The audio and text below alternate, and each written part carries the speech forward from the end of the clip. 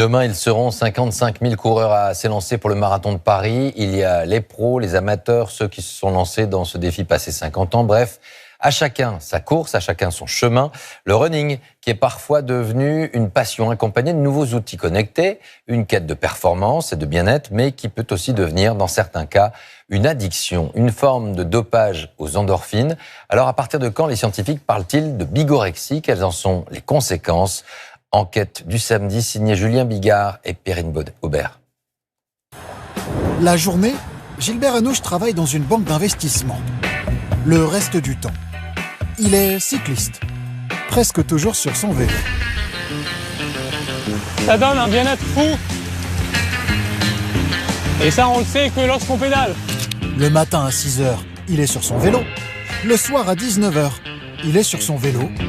Le week-end, évidemment, il pédale. 600 km hebdomadaires, l'équivalent de plus de 2 étapes du Tour de France. 18 heures assis sur la selle, chaque semaine. Ça peut perturber un peu l'état d'esprit lorsqu'on ne le fait pas. Donc c'est d'où cette... Vous faites pas de sport, vous n'êtes pas bien. On peut dire ça comme ça, oui. Je sens qu'il y a un manque. Je pense que oui, je suis un peu accro. Une pratique à l'excès pour laquelle le banquier achète, sans trop compter. Ça, c'est le premier vélo de route, vélo de course. Il a acheté 6 vélos, pour près de 40 000 € au total. Et même ce vélo d'appartement connecté à sa télévision pour le soir, quand il fait trop sombre. Une passion dévorante, qui grignote aussi le temps passé avec ses 2 filles. Vos filles vous ont jamais dit, mais reste à la maison. Si, bien sûr. Papa ne va pas faire ta course, reste avec nous. Elles m'ont vu aussi des fois tomber, venir en sang, aller à l'hôpital. Et lorsqu'on a cette passion, ça prend du temps. Vu que ça prend du temps, donc le temps investi ici n'est pas investi de l'autre côté. Comme des milliers de Français, Gilbert Hanouche est en fait bigorexique. C'est-à-dire une personne qui souffre d'une addiction à l'activité physique. 10% des sportifs réguliers seraient dépendants. Pour comprendre ce phénomène, nous avons trouvé un médecin un peu bigorexique lui aussi. Sur les côtés, on bosse les obliques, ça engage pas mal de calories. Moi, je prépare un petit kilomètre vertical, là. La dépendance au sport serait très similaire à la drogue selon le médecin. Car pendant une activité physique, le corps crée de l'endorphine, surnommée l'hormone du bonheur. Il y a de l'endorphine quand c'est dur.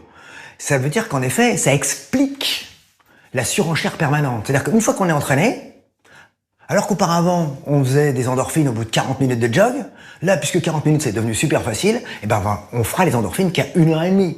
Donc on va être dans la surenchère permanente du fait de l'adaptation finalement physiologique. C'est comme avec la drogue alors. C'est exactement comme avec la drogue.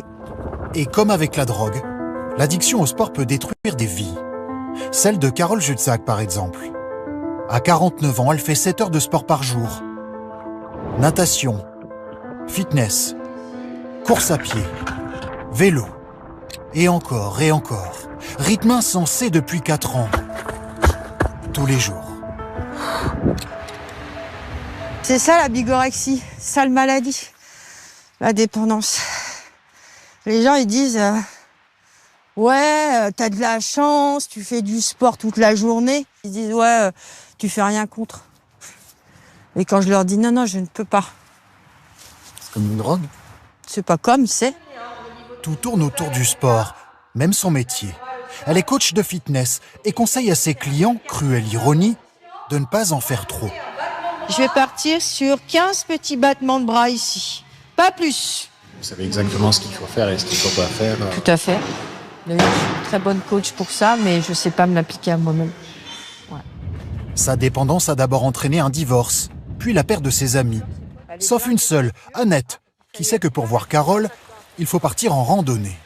T'es un peu dépassé quand même. Hein. Oh, il y a des moments, oui. C'est comme dire à un alcoolique, arrête de boire, quoi. Le corps sécrète tellement de choses que ces choses comblent les besoins qu'on peut avoir en se nourrissant, en faisant l'amour, en faisant tout un tas de choses. Moi, je les comble avec la quantité de sport que je fais, donc je cherche pas autre chose, sauf que j'ai plus de vie, quoi. Une addiction méconnue, touchant des personnes comme vous et moi, faisant du sport pour se sentir libre, avant de devenir prisonnier de l'activité physique.